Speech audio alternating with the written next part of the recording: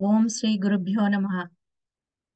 కార్యక్రమాన్ని ప్రారంభించే ముందు మనందరి ఆరాధ్య దైవం బ్రహ్మర్షి పితామహ పత్రిజీ సార్ గారికి అనంత కోటి ఆత్మ ప్రణామాలను తెలియజేసుకుంటూ మరి శ్రీమద్ భగవద్గీత 6వ అధ్యాయము ఆత్మ సంయమ యోగంలో ఉన్నాము. మరి గత తరగతిలో మనము 6 నుంచి 9 శ్లోకాల వరకు విశ్లేషించుకోవడం జరిగింది. అందులో మనం తెలుసుకున్న అంశాలు ఏవి అంటే 6వ శ్లోకంలో ఎవరిలోనైతే మనస్సు జయింపబడుతుందో అటువంటి మనస్సు అతనికి బంధువుగా మారుతుంది. ఎవరిలో అయితే జయింపబడదో అదే అతనికి శత్రువు అవుతుంది. అలాగే అది అపకారం చేయడంలో నిమగ్నమై ఉంటుంది అని హెచ్చరించడం జరిగింది భగవానుడు. మరి 7వ శ్లోకంలో ఏం చెప్పారంటే శీతోష్ణాలలో, సుఖ దుఃఖాలలో, మానవమానాలలో మరి మనసు స్వాధీనమై ప్రశాంతంగా ఉన్నటువంటి వారికి పరమాత్మ సన్నిహితంగా ఉంటాడు అనేటువంటి విషయాన్ని కూడా భగవానుడు తెలియజేశారు. అంటే మనస్సు ప్రశాంతంగా ఉంటేనే మనం పరమాత్మకు సన్నిహితంగా ఉంటామన్నది భగవద్గీతలో అద్భుతంగా ఘంటాపదంగా చెప్పినటువంటి సత్యం అది. అలాగే 8వ శ్లోకంలో ఏం చెప్పారు? జ్ఞాన విజ్ఞానాలతో అంటే పరోక్ష జ్ఞానము, అపరోక్ష జ్ఞానం. పరోక్ష జ్ఞానం అంటే గురువు ద్వారా, శాస్త్రాల ద్వారా తెలుసుకున్నవి. మరి అపరోక్ష జ్ఞానం అంటే ప్రత్యక్షంగా అనుభవం ద్వారా తెలుసుకున్నట్టు. ఈ 2 జ్ఞానాలతో తృప్తి చెందేవాడు ఇంద్రియాలను చక్కగా జయిస్తాడు. అటువంటి వాడికి మట్టి, రాయి, బంగారు అన్ని కూడా ముందర పెడితే అన్నింటినీ అతను సమంగా చూసేటువంటి ఒక యోగయుక్తుడు అనేటువంటి విషయాన్ని కూడా మనము తెలుసుకున్నాం. మరి 9వ శ్లోకంలో మంచివారు, స్నేహితులు 9 రకాల వాళ్ళని గురించి చెప్పుకున్నాం. మంచివారు, స్నేహితులు, శత్రువులు, ఉదాసీనులు, మధ్యస్థులు, అలాగే ద్వేషింపదగిన వారు, మరి బంధువులు, సాధు పురుషులు, పాపాత్ములు వీరందరి పట్ల కూడా సమబుద్ధి కలిగి శ్రేష్ఠుడుగా ఉంటాడు ఈ యోగయుక్తుడు అనే విషయాన్ని కూడా మనము తెలుసుకున్నాం. అంటే అందరినీ కూడా సమదృష్టితో చూస్తాడు.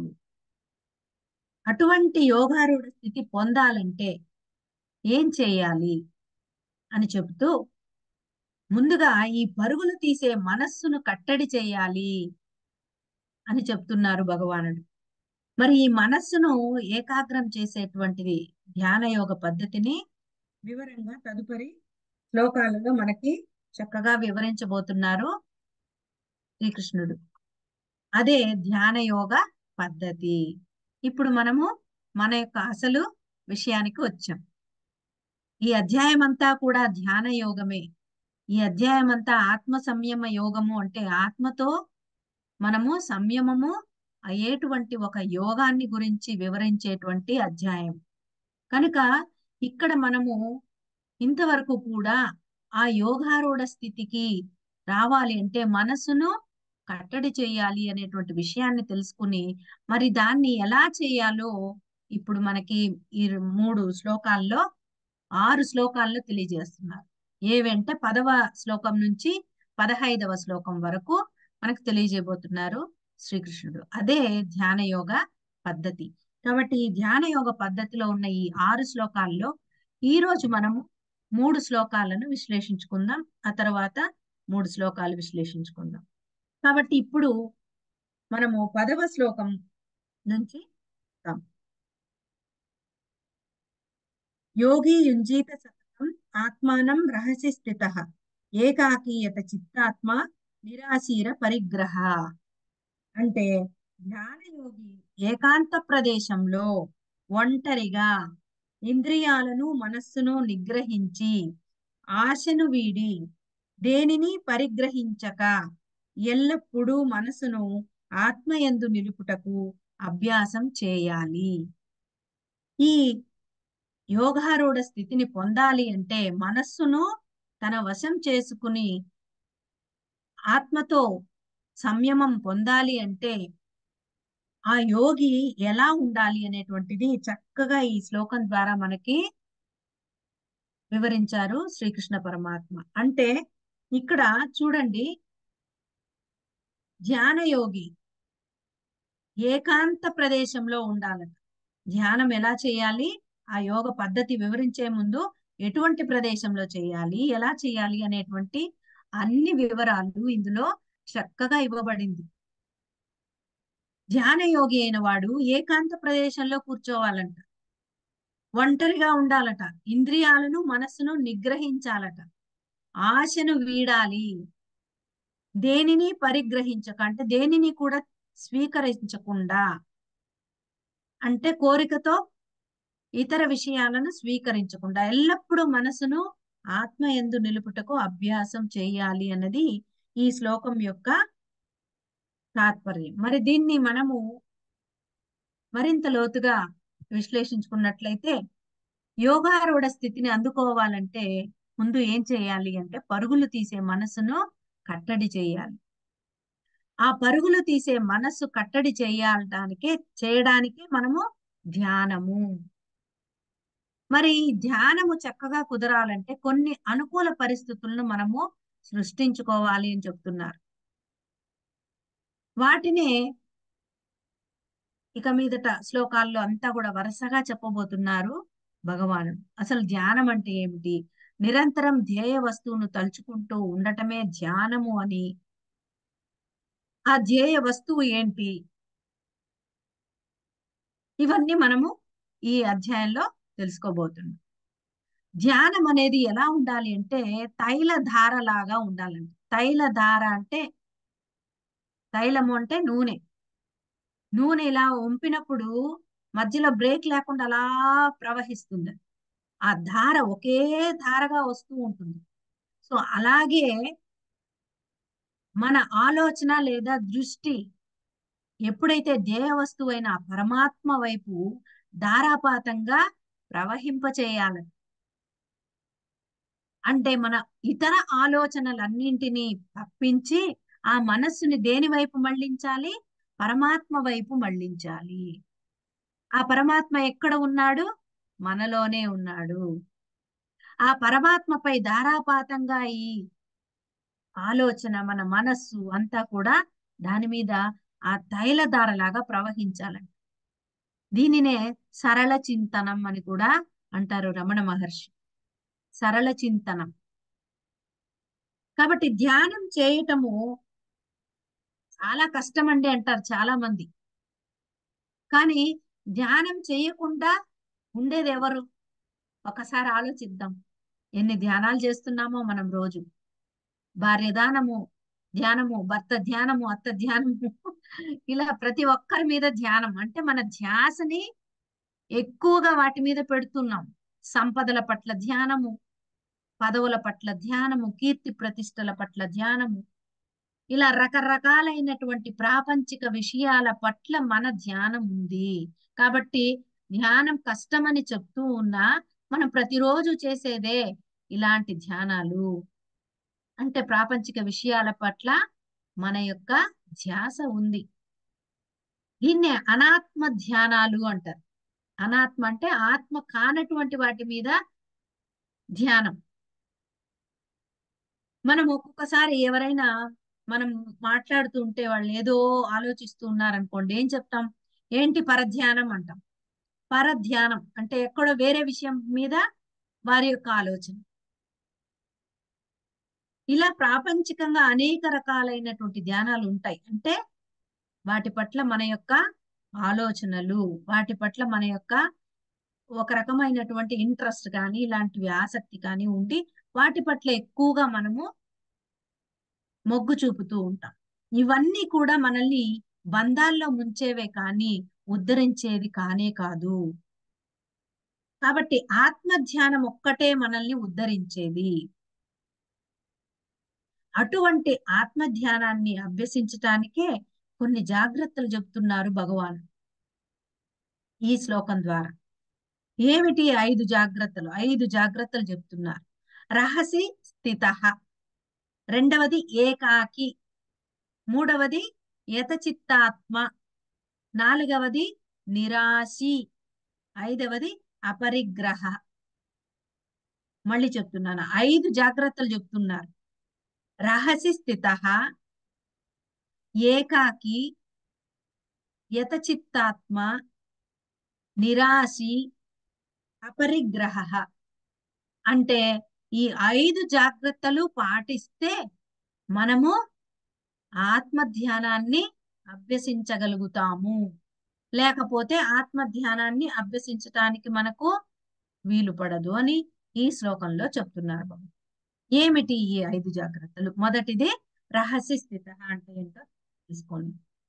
ఏంటి రహస్య స్థిత అంటే ఏకాంత ప్రదేశంలో ధ్యానాభ్యాసం చేయాలి. ఈ విషయాలు మనం చాలా చక్కగా వినాలి, అర్థం చేసుకోవాలి, మననం చేసుకోవాలి, ఆచరణలో పెట్టాలి. ఎందుకంటే భగవానుడు, సాక్షాత్తు భగవానుడు భగవద్గీతలో చెప్పినటువంటి ఈ ధ్యానానికి మనం తీసుకోవాల్సిన జాగ్రత్తలు. మామూలుగా మనం అందరము సజ్జన సాంగత్యంలో కూర్చుని ధ్యానం చేస్తాం. అది సామూహిక ధ్యానం, అది కూడా ఓకే. అది జస్ట్ ప్రాక్టీస్ కి అక్కడ చేస్తాం. కానీ అసలైన ఆత్మ ధ్యానం చేయాలి అంటే ఏకాంత ప్రదేశంలో చేయాలి. అంటే మనసును చెదరగొట్టే వాటికి దూరంగా ఉండాలి. అంటే రహస్య ప్రదేశము, ఈ కొండలు, గుహలు, అరణ్య ప్రదేశాలు ఇవే అని మనం భ్రమపడకూడదు. మన ఇంటిలోనే, మన పరిసర ప్రదేశాల్లో ఎక్కడైతే మనకు వీలుంటుందో ఆ ఏకాంతమైనటువంటి ప్రదేశం ఏదైతే మనకు దొరుకుతుందో అక్కడ కూర్చుని మనం చేయాలి. ఎలా ఉండాలంటే ఇతరులు వచ్చి మనకి ఆటంకం కలిగించని చోటుగా ఉండాలి. అలాంటి చోట మనము కూర్చుని ధ్యానం చేయాలి. ఇలా రహస్య ప్రదేశము, ఏకాంత ప్రదేశంలో ఎందుకు చేయాలి అని అంటే ఇక్కడ ఒక చిన్న ఉపమానం చూడాలి. ఏమంటే భూమిలో పాతినటువంటి విత్తనము లోపల, భూమిలో ఉన్న విత్తనమే మొలకెత్తుతుంది. అంతేగాని బయట వేసేసామనుకోండి 10 మందికి కనబడాలని, బయట పడితే ఏమవుతుంది? పక్షులన్నీ ఆ విత్తనాల్ని తినేస్తాయి. మొలకెత్తుతుందా? ఎత్తదు కదా. అలాగే ఇంకొక ఉపమానము, ఒక సెంట్ బాటిల్ కు బిరడా బిగించి ఉంటే సువాసన అలాగే నిలిచి ఉంటుంది. బిరడా తీసేస్తే సువాసన అంతా ఆవిరైపోతుంది. అలాగే ఇక్కడ మరొకటి, పాపమైన పుణ్యమైన దాచేస్తే పెరుగుతుంది అని పెద్దవాళ్ళు అంటారు. పాపమైన పుణ్యమైన దాచేస్తే పెరుగుతుంది, వెల్లడి చేస్తే క్షీణిస్తుంది. అంటే బయట పెడితే క్షీణిస్తుంది, దాచితే పెరుగుతుంది అంట. అందుకే చేసిన పుణ్యాన్ని దాచుకోవాలని, ఎప్పుడు చేసిన పుణ్యాన్ని దాచుకోవాలంటే బయట అందరికీ చెప్పకూడదు. నేను ఇంత చేసా, అంత చేసా, అది చేసా, ఇది చేశాను. కానీ పాపాన్ని బహిర్గతం చేయాలని. అందుకే చెప్తారు, చేసిన పాపం చెబితే పోతుంది. అలా పాపాన్ని బహిర్గతం చేయాలి. మనకి ఏది వద్దో దాన్ని బహిర్గతం చేయాలి. కనుక రహస్య స్థలంలోనే ధ్యానం చేయాలని ఇక్కడ వివరిస్తున్నారు భగవాన్.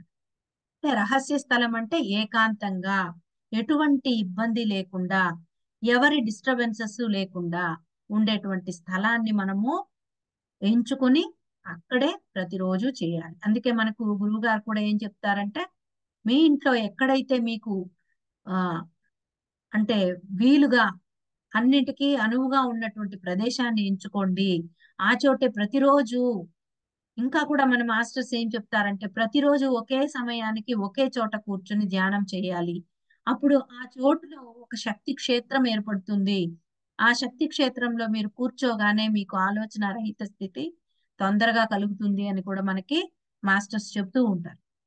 కనుక అలాగా ఒక స్థలాన్ని, ఒక ఆ ఏకాంత స్థలాన్ని మనము ఒకటి సెలెక్ట్ చేసుకుని దానిలో మనము ప్రతిరోజు ధ్యానం చేయటానికి ఉపక్రమించాలి అని చెప్తున్నారు భగవానుడు. రెండవది ఏకాకి, ధ్యానం ఒక్కడే చేయాలి అని చెప్తున్నారు.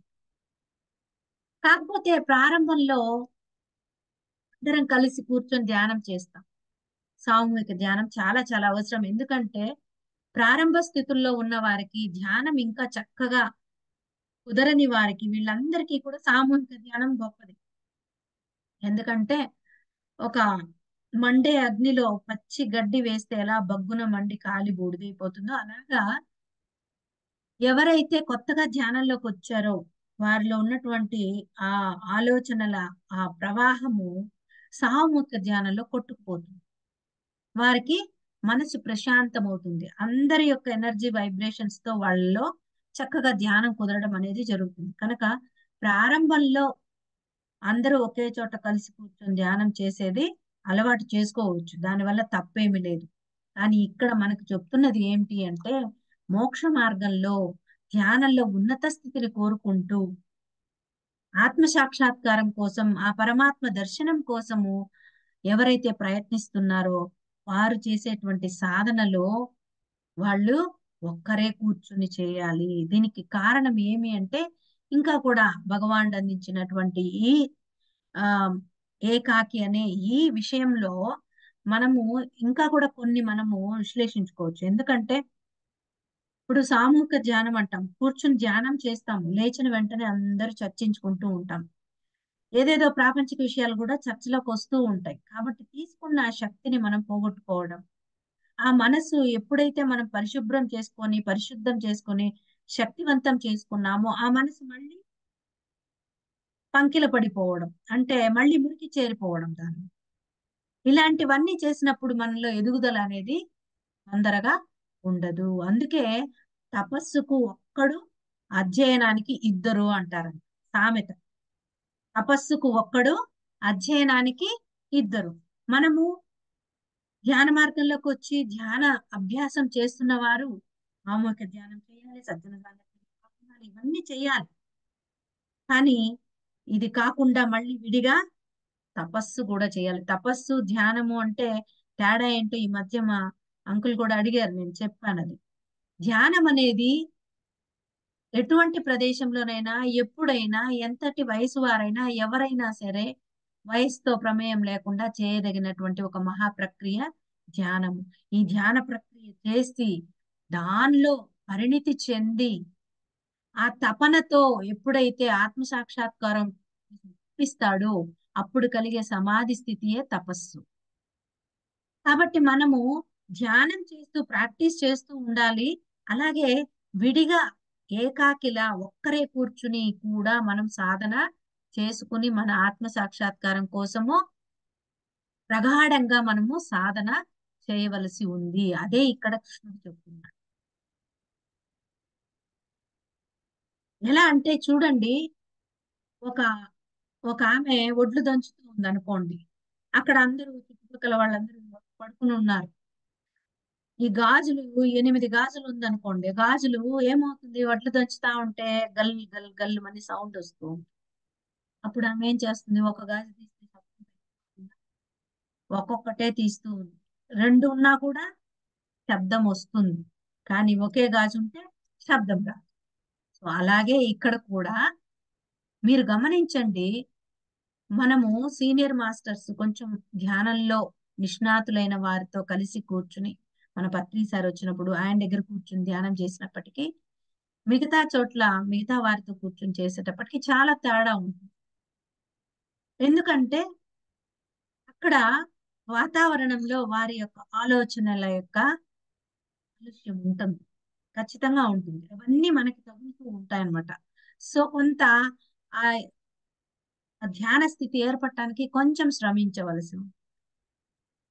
కానీ ఎప్పుడైతే ఒక్కరే కూర్చుని చేస్తామో అప్పుడు మన ఆలోచనల్ని మనం సరి చేసుకుంటే మన ఆలోచనల్ని మనము ఆపడానికి ప్రయత్నం చేయటానికి మనం ప్రయత్నం చేస్తే సాధన చేస్తే అప్పుడు మనము చక్కగా దానిలో ముందుకు వెళ్ళటానికి అవకాశం ఉంది. అందుకనే దానికి బ్రహ్మ ముహూర్తం అనేది చాలా చాలా అద్భుతమైనటువంటి సమయం. ఎందుకు అంటే బ్రహ్మ ముహూర్తంలో ఈ యొక్క ఆలోచనల యొక్క సాంద్రత తగ్గిపోయి ఉంటుంది. అందరూ గాఢ నిద్రలో ఉంటారు తెల్లవారుజామున. కాబట్టి వాతావరణంలో ఈ ఆలోచనల సాంద్రత అనేది, ఆ ఫ్రీక్వెన్సీ వాటి యొక్క ఎనర్జీ అనేది లేకుండా ఉంటుంది. అదే తెల్లవారింది అనుకోండి 6 గంటలకు పైన 7 గంటలు అలా అయ్యేసరికి అందరు నిద్రలేస్తారు, ఆలోచనలు వదులుతూ ఉంటారు ఈ విశ్వంలో. రకరకాల ఆలోచనలు, పాజిటివ్, నెగిటివ్, డిజాస్ట్రస్, రకరకాల ఆలోచనలు మన చుట్టూ ఉంటాయి. అవి మనల్ని ఇబ్బంది పెడతాయి అన్నమాట. అందుకనే చెప్తారు బ్రహ్మ ముహూర్తంలో ఎప్పుడైతే మనం ధ్యానం చేస్తామో అప్పుడు మనకి చక్కగా ధ్యానం కుదురుతుంది. అందుకే ఏకాకిగా ఉండాలి అనేటువంటి ఈ మాటని భగవానుడు చెప్పడం జరిగింది. మరి మూడవది యతచితాత్మ. యతచిత్తాత్మ అంటే మనసును స్వాధీనంలో ఉంచుకోవాలి. అంటే అన్యమైనటువంటి ఆలోచన లేకుండా ఉండాలి. అసలు ఆలోచనలు ఎందుకు వస్తాయి మనకి? ఈ మా ఈ విషయాన్ని నేను చదివి తెలుసుకున్న తర్వాత చాలా చాలా ఆశ్చర్యం నాకు కలిగింది. ఎందుకు ఈ ఆలోచనలు మనల్ని ఇలా ఇబ్బంది పెడతాయి అంటే, ఆ రోజు మనము మన అనునిత్య ఆ జీవన స్రవంతిలో ఎన్నో విషయాలలో మనం పాల్గొంటూ ఉంటాం, ఎందరితోనో మాట్లాడుతుంటాము, ఎన్నో విషయాలు చర్చిస్తూ ఉంటాము. అది ప్రాపంచిక జీవితంలో అది అవసరమైనటువంటివన్నీ కూడా మనము ఇన్వాల్వ్ అవుతూ ఉంటాం. వాటి యొక్క ప్రభావం మన మనసు మీద పడి మరి దానివల్ల ఆలోచనలు వస్తున్నాయి అని. అలా కాకుండా భగవానుడు ఇక్కడ ఇంకా ఏం చెప్తున్నారంటే, మనలోని వాసనల కారణంగా ఆలోచనలు వస్తాయి అని చెప్తున్నారు. చూసారా? అంటే ఈ వాసనలు ఎందుకు ఉన్నాయి అంటే, మనం పూర్వంలో చేసిన సంకల్పాల వల్ల, మనం పూర్వంలో చేసిన సంకల్పాలు అంటే నాకు అది కావాలి, ఇది కావాలని ఎప్పుడో కోరికలు కోరుంటాం. అవన్నీ బయటకు వస్తాయట ధ్యానంలో కూర్చున్నాం. మరి అందువల్ల ఆ వాసనలు పోవాలి అంటే మనం ముందు ఏం చేయాలి అంటే కర్మలు చేయాలి. ఎలాంటి కర్మలు? కొత్త వాసనలు మళ్ళీ చేరుతాయా అని అనుకుంటారు. కానీ ఇక్కడ అందుకే మనకి కర్మయోగము, కర్మ సన్యాస యోగము మనకు ముందుగానే భగవానుడు ఎక్స్ప్లెయిన్ చేశారు చక్కగా. ఎప్పుడైతే కర్మయోగంలో ఉంటామో, కర్మల్ని సన్యసిస్తూ కర్మయోగాన్ని ఆచరిస్తామో, ఎలా మేడం కర్మ సన్యసిస్తూ కర్మయోగాన్ని ఆచరించడం?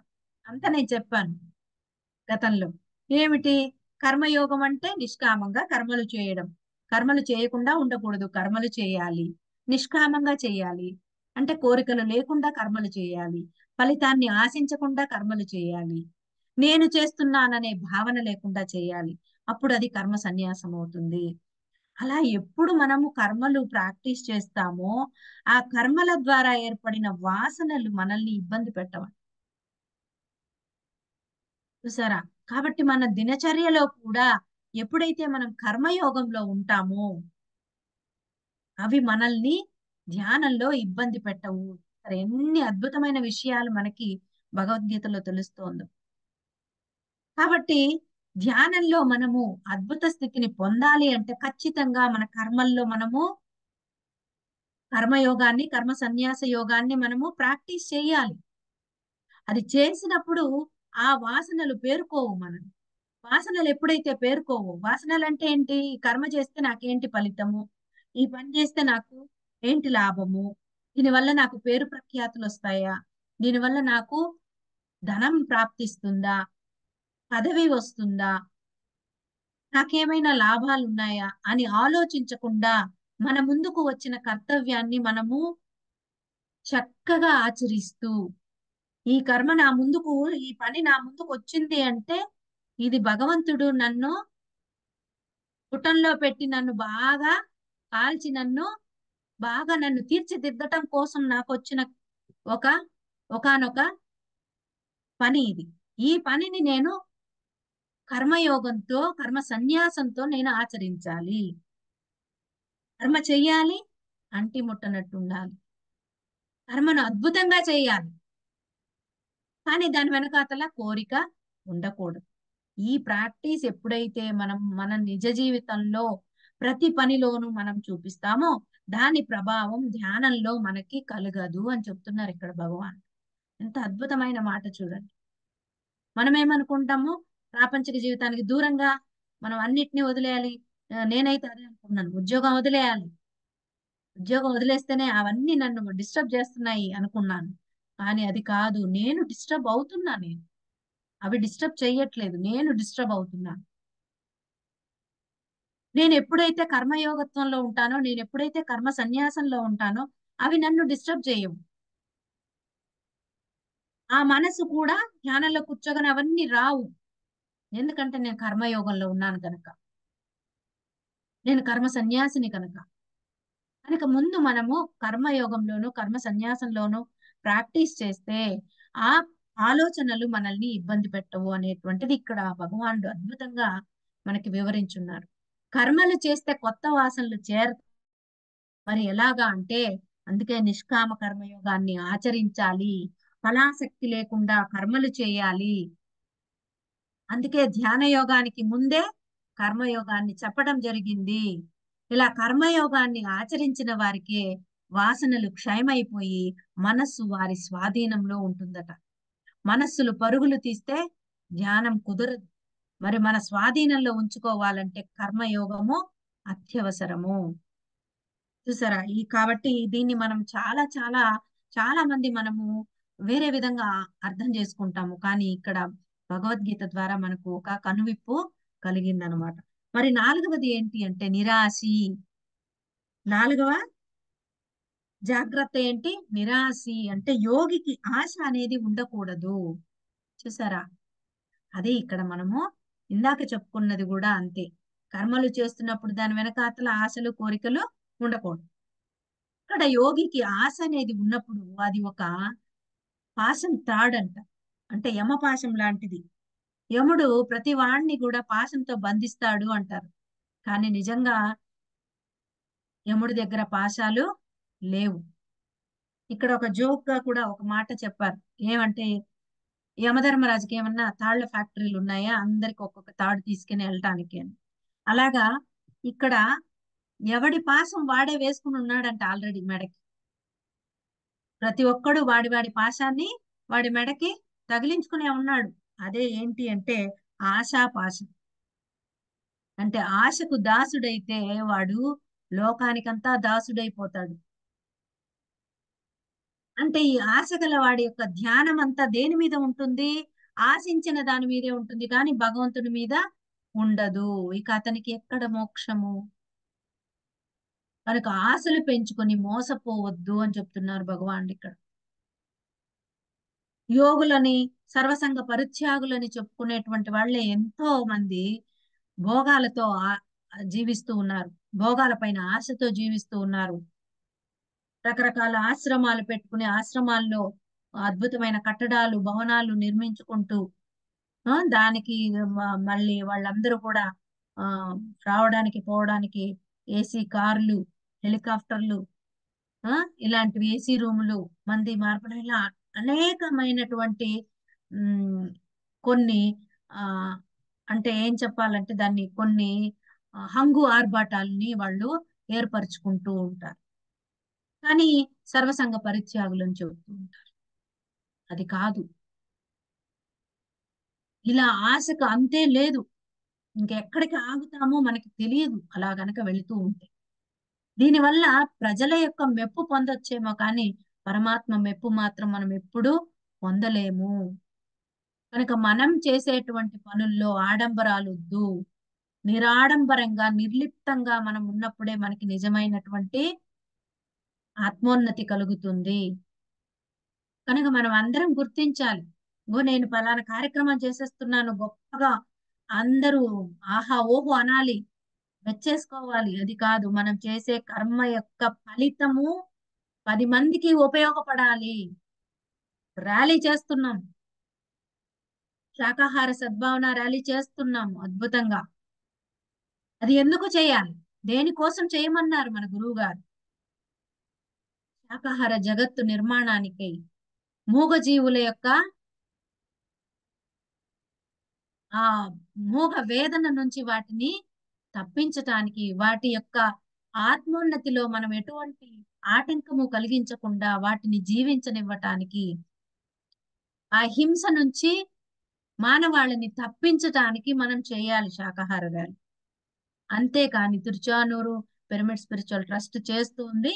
ఆ ట్రస్ట్ ద్వారా ఈ కార్యక్రమం ద్వారా ట్రస్ట్ కి పెద్ద పేరు వచ్చేయాలి, గొప్పలు వచ్చేయాలి. అందరూ మెచ్చేసుకోవాలి, ఆహా ఓహో అనాలి, అది కాదు. మనం చేసే పనిలో నిమగ్నం కావాలి. మనం చేసే పని దాని యొక్క ముఖ్య ఉద్దేశము, ముఖ్య లక్ష్యం ఏదైతే ఉందో అది నెరవేరాలి. మన గురువు గారి కల సాకారం కావాలి. దానికోసం మన వంతు మనం పని చేస్తూ పోవాలి. అని అది నిరాడంబరంగా, నిర్లిప్తంగా ఉన్నప్పుడే మనలో ఉన్నతి కలుగుతుంది, ఆత్మోన్నతి కలుగుతుంది. అంతేకాని హంగు ఆర్భాటాల కోసం, పేరు పొగడ్తల కోసము, మనల్ని ఎవరో గుర్తించాలనో మనం ఏది కూడా చేయకూడదు. అలా చేస్తే మనం మాస్టర్లే కాదు. మన గురువుగారు మనల్ని ఎంత గొప్పగా ధ్యానంలోకి వచ్చిన మొదటి రోజే మాస్టర్ అని చెప్పేశారు. అంటే మాస్టర్లుగా ఎదగమని కదా. అంతేకాని మాస్టర్ అనేసారని మనం నెత్తికెక్కుకుంటే ఆ మాటని మనం ఎదగలేం. మనం ఎదగడానికి మనము ఆత్మ ఆత్మ ఆత్మ సాక్షిగా, మరి ఆ సత్యం వైపు నిరాడంబరంగా, నిర్లిప్తంగా మనం ఉన్నప్పుడే మన ఉన్నతి కలుగుతుంది, లోక కళ్యాణం కూడా జరుగుతుంది. మరి 5వ జాగ్రత్త ఏంటి? జాగ్రత్తలు ఇవన్నీ భగవానుడు ఎంత బాగా చెప్పారు చూడండి. ఈ జాగ్రత్తలు పాటించకపోతే మనం ఏదో ధ్యానం చేస్తున్నాము, ఏదేదో చేసేస్తున్నామని గొప్పలకు చేసేసుకుంటూ వెళ్ళిపోతూ ఉంటే మళ్ళీ మళ్ళీ మళ్ళీ మళ్ళీ పుట్టాల్సిందే. ఈ లోకంలో మళ్ళీ మానవ జన్మ తీసుకోవాల్సిందే, మళ్ళీ నేర్చుకోవాల్సిందే. ఆ నిరాడంబరత కోసమే జన్మలు తీసుకోవాలి, ఆ నిర్లిప్తత కోసమే జన్మ తీసుకోవాలి, ఆ కర్మ సన్యాసం కోసమే జన్మ తీసుకోవాలి. మనకు అవసరం లేదు. మన గురువు గారు ఈ జన్మని ఆఖరి జన్మ చేసుకో అన్నారు. అందుకే భగవద్గీతని అధ్యయనం చేయండి అని చెప్పారు ఆయన కూడా. చేయాలి, అధ్యయనం చేయాలి, ఎన్నో విషయాలు తెలుసుకోవాలి. గీతలో లేనటువంటి జ్ఞానం అంటూ ఈ భూమండలంలో మరొకటి ఏదీ లేదు. కాబట్టి 5వ జాగ్రత్త ఏమిటి అంటే అపరిగ్రహ. అంటే యోగి పొదుపరిగా ఉండాలంటే ఇతరుల నుంచి ఏది ఆశించకుండా, అడిగి తీసుకోకుండా, అప్రయత్నంగా లభించిన దానితో సంతృప్తి చెందాలి.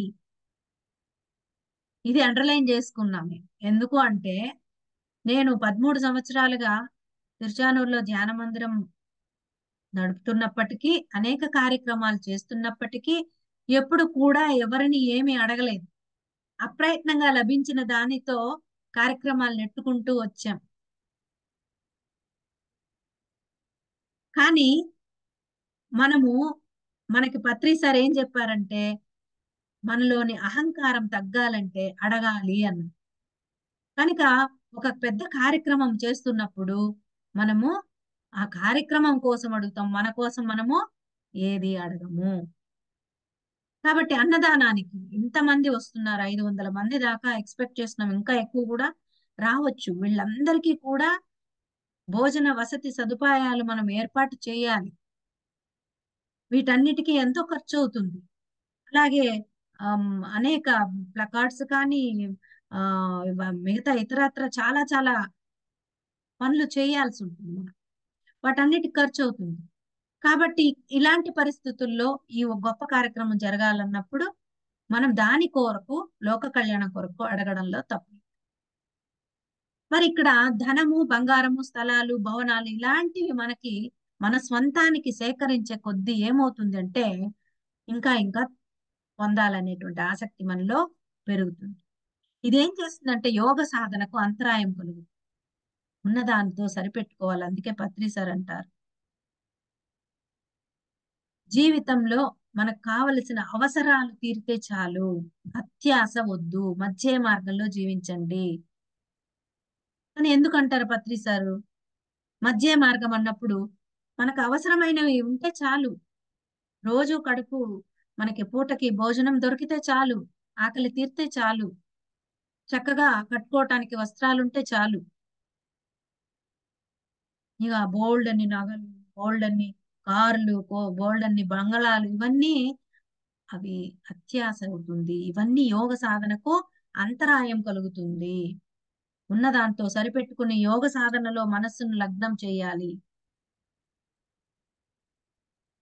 అలా మనం ఎప్పుడైతే ఆ వాటి పట్ల ఆసక్తి పెంచుకుంటామో, మళ్ళీ ఇప్పుడు దేహాన్ని తెచ్చుకునే కదా ఇన్ని కష్టాలు పడుతున్నాం. ఇంకా ఇంకా వస్తువులను, ఆస్తులను సేకరిస్తూ ఉంటే మళ్ళీ మళ్ళీ కష్టాలు పడాలి. మళ్ళీ మళ్ళీ జన్మలు తీసుకుంటూ మళ్ళీ ఇలాగే కష్టపడుతూ ఉండాల్సిందే. ఎప్పుడైతే సత్యాన్ని మనం గ్రహించి సత్యం కోసము, ఆ సత్యమైన వస్తువు ఆ పరమాత్మ కోసం ఎప్పుడైతే మనము ఆ ధ్యానాన్ని అద్భుతంగా ఆచరిస్తూ ఆ నిర్గుణ స్థితికి ఎప్పుడైతే చేరుతామో అప్పుడే మనకు జన్మరాహిత్యం. అంతవరకు మళ్ళీ రావాల్సింది, షటిల్ కొట్టాల్సింది. కాబట్టి ఇక్కడ ఏం చెప్తున్నారంటే భగవానుడు, మనం ఇతరులను మన కోసము అడగటం అనేటువంటిది మనము చేయకూడదు. కాబట్టి ఈ పరిగ్రహము వల్ల ఎన్నో ఇబ్బందులు కూడా వస్తాయి. దీనికి ఒక చిన్న జోక్ లాంటిది చెప్తా. ఒక భక్తుడంట దేవాలయంలో ప్రతిరోజు 108 ప్రదక్షిణలు చేసేవాడు. సాష్టాంగ ప్రదక్షిణలు, దండాలు చేస్తారు కదా అలాగనమాట. అతన్ని చూసిన ఒక దాత ఆ అతని యొక్క భక్తికి ముచ్చటపడి ఏం చేస్తా అంటే అతనికి ఒక పట్టు వస్త్రాన్ని ఇస్తాడు. ఇతను ఏం చేశాడు, ఆ పట్టు వస్త్రాన్ని ధరించి ప్రదక్షిణ చేయబోతాడు. చేసేటప్పుడు అయ్యో పట్టు వస్త్రం నలిగిపోతుందేమో, మాసిపోతుందేమో, చినిగిపోతుందేమో అని సాష్టాంగ పట్టం మానుకున్నాడు. ఆ తర్వాత ప్రదక్షిణలు కూడా మానేసుకున్నాడు. ఇది ఇలా జరుగుతుందన్నమాట. మనము కోరికలకు వెళితే వేరే వాళ్ళ దగ్గర నుంచి మనము తీసుకుని దాని పట్ల వ్యామోహాన్ని పెంచుకుంటూ పోతామన్నమాట. ఒక వస్తువు మన దగ్గర చేరింది అంటే దాని పట్ల ఇంకొంచెము ఆసక్తి కలుగుతుంది. ఇంకొంచెం బాగుండేది తీసుకుంటే బాగుంటది, ఇంకోటి ఇంకోటి. సో అలాగనమాట. కాబట్టి నెక్స్ట్ సతతం అన్నది. సతతం అన్నది ఐదు. ఎల్లప్పుడూ అని ఏంటి అంటే ఎల్లప్పుడూ ఎంతకాలం సాగించాలి ఈ ధ్యానాన్ని అంటే జాగ్రత్తలు ఇవన్నీ ఎంతవరకు సాగించాలి అంటే దానికి ఏమి ఒక పర్టికులర్ టైం అంటూ లేదు. కాల నియమం అనేది ఏమీ లేదు. ఎలా అయితే పాము పామును పామును పట్టేవాడు ఏం చేస్తాడంటే దాని తలని గట్టిగా పట్టి ఉంచుతాడనమాట. పట్టి అది చచ్చేదాకా అట్లాగే ఉంచుతాడు. అలాగే మనం కూడా మనస్సును పూర్తిగా ధ్యేయ వస్తువైన ఆత్మపై లయమయ్యే వరకు ఈ ధ్యానాన్ని సాగించవలసిందే. కనుక ఇది ఎంతసేపు, ఎన్ని రోజులు చేయాలి ధ్యానము? చాలా మంది అడుగుతారు. ఏమండి నాకు జబ్బు ఉందండి, నేను ధ్యానం ఎన్ని రోజులు చేస్తే తగ్గిపోతుందండి అని అడుగుతారు స్టార్టింగ్ లో వచ్చి. మనం అప్పుడు ధ్యానంలోకి వస్తే చాలని ఏం చెప్తాం, 41 రోజులు చేయమ్మా నీకు అన్ని పోతాయి, తర్వాత నువ్వు చేసినా చేయకపోయినా నీ ఇష్టం అంటాం. అది చాలా తప్పు. ధ్యానానికి వస్తే నువ్వు జీవితాంతం కంటిన్యూగా చేసేటట్టయితే ధ్యానంలోకి రా, లేకపోతే రావద్దు అలా చెప్పాలి.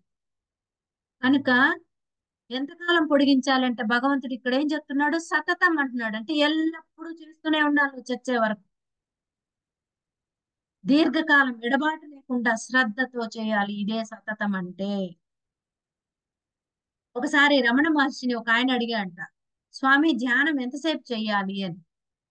దానికి ఆయన ఇచ్చిన జవాబు ఏం తెలుసా, నేను ధ్యానం చేస్తున్నాననే భావం పోయేంత వరకు చెయ్యాలి అన్నాడు. నేను ధ్యానం చేస్తున్నాను అనే భావము పోయేంత వరకు. అది ఎప్పుడు పోతుంది? పోతుందా అంత త్వరగా? దేహభావం తొలగిపోయేంత వరకు ఆ భావం పోదు. నేను దేహము అనే భావం తొలగాలి, నేను ఆత్మను అనే భావంలో మనం రావాలి అంటే సదా సతతం మనం ధ్యానం చేయాలి. మరి ధ్యానానికి 5 జాగ్రత్తలు తెలుసుకున్నాం. ఇకపోతే ఆసనం ఎలా ఉండాలి అనేటువంటిది తదుపరి 11వ శ్లోకంలో భగవానుడు తెలియజేస్తున్నారు మనకి. 11వ శ్లోకం చూద్దాం. శుచౌ దేశే ప్రతిష్టాప్య స్థిర మానసమాత్మనః నాత్యుచిత్రం నాతి నీచం చైలాజిన కుశోత్తరం. అంటే శుచి అయిన ప్రదేశంలో మరీ ఎత్తు కాకుండా మరీ లోతు కాకుండా దర్భ చాప, దర్భ అనేటువంటి ఒక గడ్డి ఉంటుంది. మామూలుగా మనము ఆ దర్భని చక్కగా ఈ గ్రహణం రోజుల్లో వాడుతూ ఉంటాం. ఆ దర్భతో అల్లినటువంటి చాప, అలాగే లేడీ చర్మం, లేడీ అంటే ఇక్కడ జింక, జింక చర్మం, మెత్తటి బట్టతో స్థిరమైన ఆసనాన్ని తన కొరకు ఏర్పాటు చేసుకోవాలి అని చెప్పి ఈ శ్లోకంలో శ్రీకృష్ణ పరమాత్మ చెప్తున్నారు. ఇక్కడ మనకు ఒక సందేహం వస్తుంది. ఏంటి మేడం, అహింస అంటున్నారు, మళ్ళీ జింక చర్మం అంటున్నారు. ఎప్పుడు కూడా యోగులు జంతువును చంపి చర్మాన్ని తీసుకోరు. అది సహజంగా చనిపోయిన జంతువు యొక్క చర్మాన్ని తీసుకుంటారు. కాబట్టి అందులో హింసకి తావే లేదు. కాబట్టి శుచి అయిన ప్రదేశంలో మనము ధ్యానానికి కూర్చోవాలి. మరీ ఎత్తు కాకుండా, మరీ లోతు కాకుండా, దర్భచాప వేసుకుని, దానిపైన లేడి చర్మం వేసుకుని, దానిపైన మెత్తటి బట్టతో ఒక స్థిరమైన ఆసనాన్ని ఏర్పాటు చేసుకోవాలి అని చెప్పి ఈ శ్లోకంలో భగవానుడు చెప్తున్నారు. అంటే ధ్యానానికి కూర్చునే ప్రదేశము ఎలా ఉండాలి, ఆసనం ఎలా ఉండాలో మనకి తెలియజేస్తున్నారు భగవాన్. శుచౌ దేశే అన్నారు. అంటే శుచౌ దేశే అంటే శుచి శుభ్రత ఉన్న ప్రదేశంలో ధ్యానం చేయాలి. అపరిశుభ్రంగా దుర్వాసన వచ్చే ప్రదేశాల్లో ధ్యానానికి కూర్చుంటే ధ్యానం కుదురుతుందా? కుదరదు. అలాగే సాత్విక భావాలు కలిగించేటువంటి ప్రదేశాల్లో, వెలుతురు తక్కువగా ఉండే దీపము అలాంటివి పెట్టుకుని మనము ధ్యానం చేయాలి. ఈగలు, దోమలు, చీమలు ఇట్లాంటివి లేకుండా చూసుకోవాలి. ఎందుకంటే స్థాన మహిమ చాలా గొప్పదంట. భగవద్గీతలో చదువుతూ ఉంటే ఎన్ని అద్భుతమైన విషయాలు మనకు తెలుస్తున్నాయి చూడండి. స్థాన మహిమ అంత గొప్పది. అందుకే ఇంతకు ముందు కూడా చెప్పాను, నేను ప్రతిరోజు ఒకే చోట కూర్చొని చేయాలి అని. స్థిరమైన ఆసనంలో ఒక స్థిరమైన చోటు ఎంచుకుని అక్కడే చేయడం అనేది మనం చాలా చాలా మనము దీన్ని గమనించి మనము సెలెక్ట్ చేసుకోవాలి మన ఇంట్లో. ఒకసారి గరుత్మంతుడు, ఇక్కడ స్థాన బలం గురించి చెప్పాలంటే, గరుత్మంతుడు శివుడి దగ్గరికి వెళ్ళాడంట. శివుడేమో ధ్యానంలో కూర్చుని ఉన్నాడు. గరుత్మంతుడు అక్కడ కాసేపు వేచి ఉండాల్సి వచ్చింది. అంటే ధ్యానం నుంచి లేచేంత వరకు వేచి ఉండి మాట్లాడాలి కదా. అప్పుడు శివుని మెడలో ఉండే పాము గరుడుని చూసి బుస్ బుస్ అనిందంట, బొసగొట్టిందంట. అది చూసి గరుడు చెప్పాడంట, నాగరాజా, నీ ప్రభావం నాకు తెలియకపోలేదు. నువ్వు శివుని కంఠంలో ఉన్నావు కాబట్టి గర్జిస్తా ఉన్నావు. నీకు ఆ స్థాన బలం అలా పనిచేస్తుంది. నువ్వు అక్కడి నుంచి దిగిరా, నా తర్వాత నీకు చూపిస్తాను అన్నాడంట. ఇది పాట కూడా ఉంది, తమిళ్లో ఒక పాట ఉంది, ఇది గుర్తు రావట్లేదు కానీ మేము చిన్నప్పుడు ఒక పాట వచ్చేది తమిళ్లో. ఆ అంటే శివుని మెడలో ఉన్నటువంటి ఆ నాగపాము గరుత్మంతుణ్ణి చూసి వెకులు చేష్టలు చేస్తోంది, బుసుబుసు అంటోంది. అంటే ధైర్యంగా, మామూలుగా అయితే పాము గరుత్మంతుడిని చూస్తే, అంటే గద్దను చూసిందంటే భయపడుతుంది కదా. రెండిటికి అంటే రెండిటికి శత్రువులు కదా అది. కనుక అలా స్థాన బలం శివుడి మెడలో ఉంది కాబట్టి ధైర్యంగా బుసగొడు. అలాగే స్థాన మహిమ అనేది చాలా చాలా ఉంటుందంట అన్నిటికీ. అలా ధ్యానానికి కూడా స్థాన మహిమ అనేది పనిచేస్తుంది. అలాగే ఇక్కడ మనము ఇంకా చూసినట్లయితే శుచి అయిన ప్రదేశంలో స్థాన బలము శుచిగా ఉండాలి. ఆ స్థానం కూడా శుభ్రంగా ఉండాలి. చెత్త చెదారం పక్కన వేసుకుని కూర్చుంటే అక్కడ పాజిటివ్ ఎనర్జీస్ రావు. అందుకే మనము ఎక్కడైతే శుచి శుభ్రత ఉంటుందో అక్కడ భగవంతుడు ఉంటాడు, భగవంతుడి నిలయం అని. క్లెనినెస్ ఇస్ గాడ్లీనెస్ అని ఇంగ్లీష్ లో కూడా ప్రావర్బ్ ఉంది. ఎక్కడైతే పరిశుభ్రత ఉంటుందో అక్కడ భగవంతుడు ఉంటాడు. భగవంతుడు అంటే ఆ శక్తి చైతన్యమే. మరి మన ధ్యానంలో ఆ శక్తి చైతన్యాన్ని మనం స్వీకరించాలి అంటే మన ప్రదేశము చక్కగా ఉండాలి. నెక్స్ట్, అత్యుచ్ఛ్రితం నా అతి నీచం. అత్యుచ్ఛ్రితం నా అతి నీచం అంటే ఏంటి అంటే, తాను కూర్చునే చోటు మరీ ఎత్తుగా ఉండకూడదు, మరీ కూడా ఉండకూడదు. మరీ ఎత్తుగా కూర్చున్నాడు అనుకోండి, ధ్యానంలో అలా వైబ్రేషన్స్ వచ్చినప్పుడు కింద పడిపోతుంది. అలాగే మనసు కూడా పడిపోతామేమో అని ఆ దీనిలోనే ఉంటుంది, కానీ మనస్సు శూన్యం కాదు. అలాగే పరవశంలో, నిద్రలో దొల్లి పడిపోవచ్చు.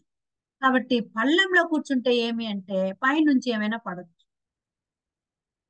పల్లంగా ఉండే చోట పోయి కూర్చున్నాను అనుకోండి, నీళ్ళు వచ్చేయచ్చు, కీటకాలు వచ్చేయచ్చు. ఇంకా చెప్పాలంటే చల్లదనం కూడా ఎక్కువ ఉంటుంది, చలి వేయచ్చు. ఇంకా లోతులో హార్ట్ బీట్ కూడా తగ్గిపోతా ఉంటుంది, అంటే అండర్ గ్రౌండ్స్ లో. కాబట్టి అలాంటి చోటంతా కూడా మనం ధ్యానము చేయకూడదు అని చెప్తున్నారు భగవాన్.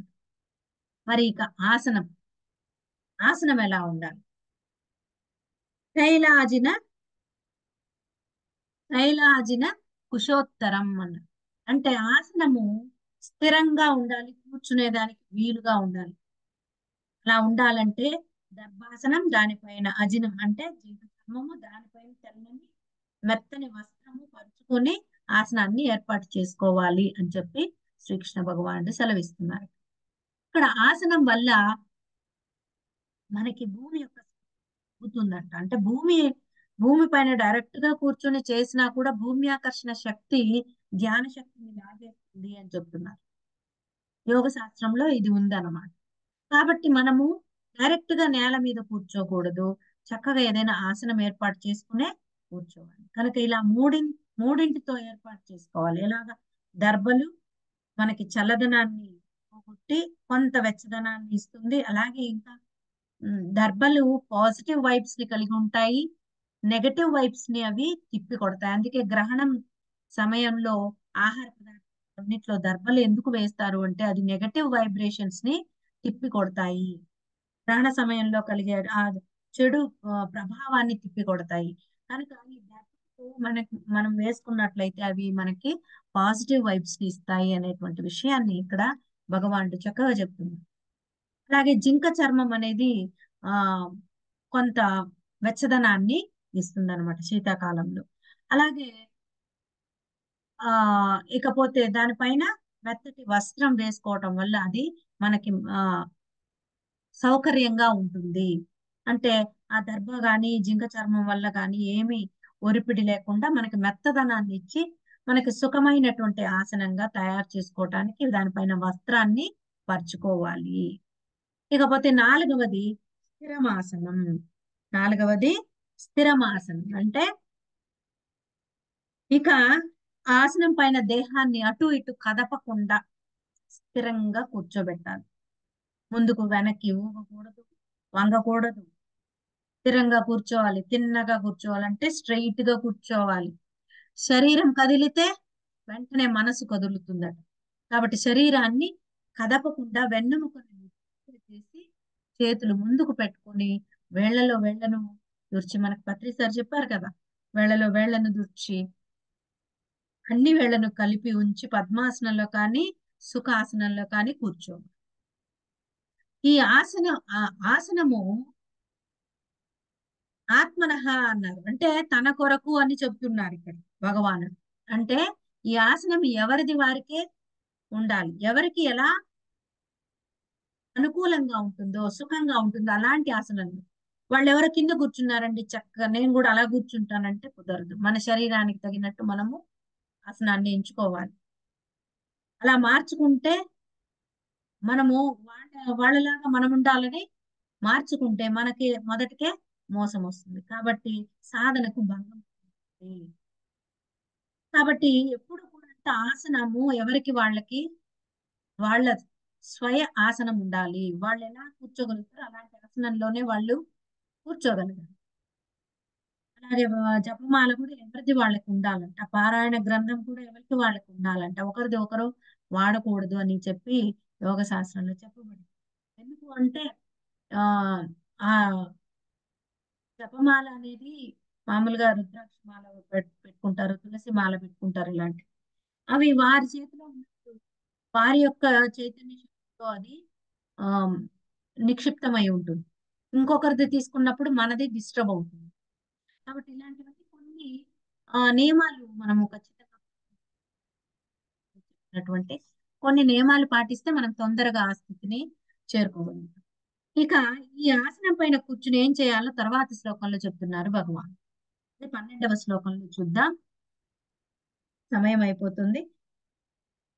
తత్రైకాగ్రం మనః కృత్వా యత చిత్తేంద్రియ క్రియ ఉపవిశ్యాసనే యుంజ్యాత్ యోగమాత్మ విశుద్ధయే అన్న. అంటే ఆసనం పైన కూర్చొని మనసును ఏకాగ్రం చేసి ఇంద్రియ మనోవ్యాపారాలను నిగ్రహించి ఆత్మశుద్ధి కోసం యోగాన్ని అభ్యసించాలి అని చెప్తున్నారు. ఆత్మశుద్ధి కోసం యోగాన్ని అభ్యసించాలి. చూసారా? ఇంతకు ముందు శ్లోకంలో చెప్పినట్టుగా స్థిరమైన ఆసనాన్ని ఏర్పాటు చేసుకొని దానిపై కూర్చుని యోగాన్ని అభ్యసించాలి. అయితే ఎలా అభ్యసించాలి? ఇక్కడ 3 విషయాలు చెప్తున్నారు భగవానుడు. మనః ఏకాగ్రం కృత్వా అని ఒకటి, యత చిత్తేంద్రియ క్రియ అని రెండవది, మూడవది యోగమాత్మ విశుద్ధయే అని. అంటే మనః ఏకాగ్రం కృత్వా అంటే మనసును అన్ని ఆలోచనల నుండి విముక్తం చేసి ఏకాగ్రం చేయాలి. అంటే అనేక ఆలోచనలు, బాహ్యపు ఆలోచనల నుండి విముక్తి చేసి దాన్ని ఒక చోటికి ఏకకృతం చేయాలి. గురు ధ్యానం, భగవద్ ధ్యానం చేసి మనసును ప్రశాంతం గావించాలి అంటారు. అంటే గురు ధ్యానం అంటే ముందుగా గురువు గారిని తలుచుకోవటం. మనం ప్రతి కార్యక్రమంలోనూ మన గురువు గారిని తలుచుకుంటున్నాం. అలా గురువుని తలుచుకోవటం, భగవంతుని తలుచుకుని చక్కగా మనము ధ్యానంలో కూర్చోవాలి. అంతేగాని ధ్యానంలో కూర్చుని మళ్ళీ వాళ్ళని తలుచుకోకూడదు. దానికి ఉపక్రమించే ముందు వారిని తలుచుకోవచ్చు. అలాగే అనేకాగ్రం నుండి శూన్యానికి, శూన్యాగ్రం నుంచి ఏకాగ్రానికి తెచ్చుకోవాలి. అనేకాగ్రము అంటే అనేక విషయాల మీద ఉండేటువంటి మనసు అనేకాగ్రము అంట. ఈ మనసును అన్నిటి నుంచి వెనక్కి తీసుకురావాలి. అప్పుడు మనసు ఏమవుతుంది? శూన్యాగ్రం అవుతుంది. అంటే శూన్యంలోకి వెళ్తుంది. మనసును ధ్యాన వస్తువు పైకి తెచ్చి నిలపాలి అన్నారు. మనసును శూన్యం చేయమన్నారు ఇక్కడ.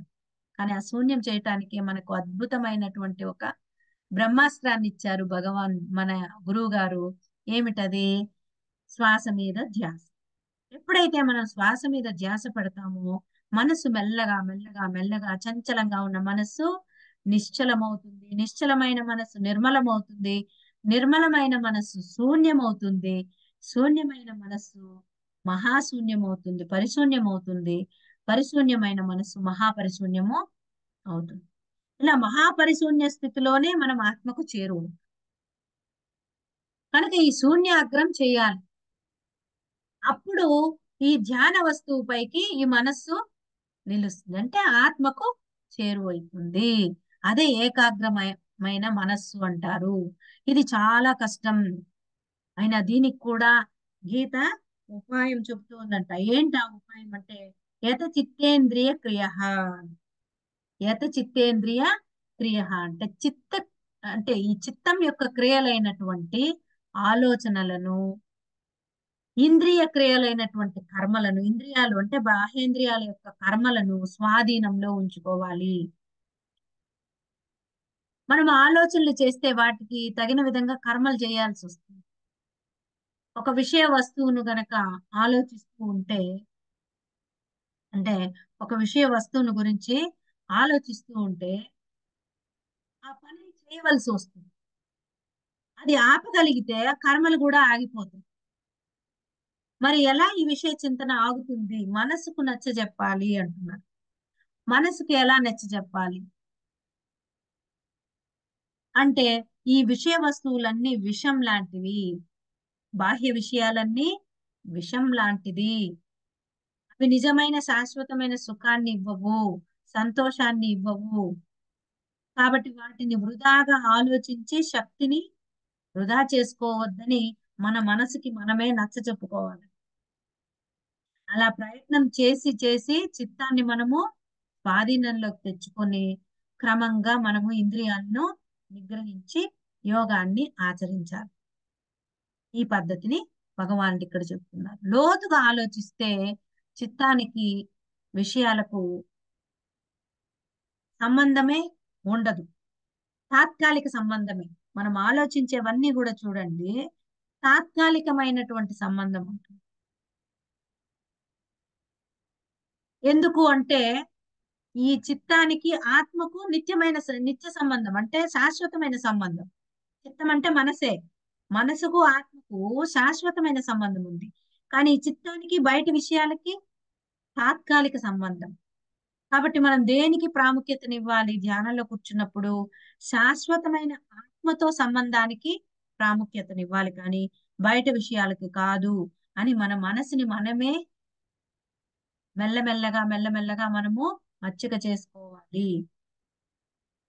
కాబట్టి ఇప్పుడు ఒక కుండలో నీళ్లు పోస్తే అది తాత్కాలికమే. ఆ కుండలో నీళ్లు కొంతసేపు ఉంటుంది. మళ్ళీ వాడేస్తామా లేదా పోసేస్తాం అనుకోండి. ఆ కుండలో ఉండేది ఏది? ఆ బయట ఉన్న ఆకాశమే ఆ కుండలో ఉంటుంది. అది నిత్యమైన సంబంధం. ఆ ఆకాశం ఎప్పుడూ ఉంటుంది కుండలో. అలాగే ఈ నిత్య సంబంధమైనది ఎప్పుడు తెగిపోయేది కాదు. ఏది? ఆత్మతో సంబంధం. కానీ తాత్కాలిక సంబంధము తెంచుకోవచ్చు. అంటే మనం దాన్ని విరక్తి వైరాగ్యాలతో దాన్ని తెంపుకోవచ్చు. కనుక చిత్తానికి విషయాలతో ఉన్న సంబంధాన్ని పెంచుకోవచ్చు కాబట్టి దాన్ని ప్రయత్నంతో తొలగించుకునే ప్రయత్నం మనము చేయాలి అని చెప్తున్నారు భగవాన్ ఇక్కడ. మరి ఈ యోగాభ్యాసం వల్ల ప్రయోజనం ఏమి? నేరుగా ఆత్మ సాక్షాత్కారం కలుగుతుందా అంటే కలగదు. మరి ఎందుకు ఈ యోగాభ్యాసం చేయటం? ఆత్మశుద్ధియే అన్నారు లాస్ట్ లో. మూడవది ఆత్మశుద్ధియే అన్నారు. ఆత్మశుద్ధి అంటే మనశ్శుద్ధి జరుగుతుంది. మనస్సులో ఉండేటువంటి సంకల్పాలు, విక్షేపాలు ఇలాంటివన్నీ మాలిన్యం అంటే మురికి, మనసుకు పట్టిన మురికి అది తొలగటమే శుద్ధి అన్నమాట. అంటే ఇది ప్రాపంచిక విషయాల్లో ఉంటే మలినం అయిపోతుంది. అదే పరమాత్మ సంబంధమైన ఆలోచనలో ఉంటే శుద్ధం అవుతుంది. కాబట్టి ఇక్కడ ఇనుప ముక్క మట్టిలో వేస్తే ఏమవుతుంది? తుప్పు పట్టిపోతుంది. అదే నిప్పులో వేసి కనుక దాన్ని బాగా తుప్పు వదిలిపోయి శుద్ధమైపోతుంది. కాబట్టి మనస్సు శుద్ధి కావాలి అంటే దానికి జ్ఞాన యోగమే శరణము. కాబట్టి మనస్సు శుద్ధమై ప్రశాంతమైతే బుద్ధి కూడా సూక్ష్మమవుతుంది. బుద్ధి సూక్ష్మమైతే ఆత్మజ్ఞానం చక్కగా మనకి అవగతమవుతుంది. అందుకే చూడండి, ధ్యానంలో వచ్చిన కొత్తలో మనకి కొన్ని పుస్తకాలు అర్థం కావు. భగవద్గీత అసలు అర్థం కాదు. ఎప్పుడైతే ధ్యానం చేస్తూ చేస్తూ మనం ఈ మనస్సుని శుద్ధం చేసుకుంటూ బుద్ధిని సూక్ష్మపరుచుకుంటామో అప్పుడు ఆత్మజ్ఞానం చక్కగా అర్థమవుతుంది. అప్పుడే మనం మోక్ష మార్గంలో ప్రయాణించడానికి వీలవుతుంది. అంటే ధ్యానము సాక్షాత్తుగా మోక్షాన్ని కలిగించదు, కానీ మోక్షాన్ని పొందటానికి ఇది సహాయకారి అవుతుంది అని చెప్తున్నారు. అందుకే ధర్మార్థ కామ మోక్షాలు అనేటువంటి పురుషార్థాల్లో మీరు చూడండి, కామము ఆ కామము అర్థము అనేవి రెండు కూడా సామాన్య మానవులకి వారు జీవనాన్ని సాగించటానికి అవసరమైనటువంటి ధర్మము మోక్షం అనేది మోక్షానికి దారి చూపించేది. ధర్మ మార్గంలో ఆ కొన్ని జన్మలు తీసుకున్న తర్వాతనే మోక్షానికి మనము అర్హత పొందుతాం. కాబట్టి మోక్షానికి సహాయకారి ఏది అంటే ధ్యానం అన్నమాట. అంటే మనస్సును శుద్ధం చేసుకుని బుద్ధిని గనక వికసింపజేసుకుని ధర్మ మార్గంలో ఎప్పుడైతే నడుస్తూ మనము కర్మలు ఆచరిస్తూ ఉంటామో అప్పుడు ఆటోమేటిక్ గా మోక్ష స్థితిని పొందుతాం. కాబట్టి మానవుడు అంటే మానవ జీవితంలో పురుషార్థాలని భగవంతుడు ఇవ్వడం జరిగింది. ఈ పురుషార్థాలు నాలుగింటిని సాధించిన వాడే జన్మరాహిత స్థితిని పొందుతాడు. అది ధర్మార్థ కామ మోక్షాలు అంటారు. అర్థము అంటే ధనము, కామం అంటే కోరికలు. కోరికలు ధనము అనేటువంటివి మొదటి జన్మల్లో మనకు అవసరం. ఆ తర్వాత ధర్మాన్ని ఆచరిస్తూ కొన్ని జన్మలు తీసుకున్నవాడు సాత్విక గుణంలో ఆ తర్వాత నిర్గుణ స్థితిలోకి వెళ్ళినప్పుడే మోక్షం గురించి ఆలోచన వస్తుంది, ధ్యానం గురించి తెలుస్తుంది. ధ్యానం చేస్తూ తనని తాను ఉద్ధరించుకుంటాడు. ఆ మోక్ష సాధనం ఏది అంటే జ్ఞానమే అంటారు భగవద్గీతలో శ్రీకృష్ణ భగవానుడు. కనుక జ్ఞానం అన్నది అత్యున్నతమైనది.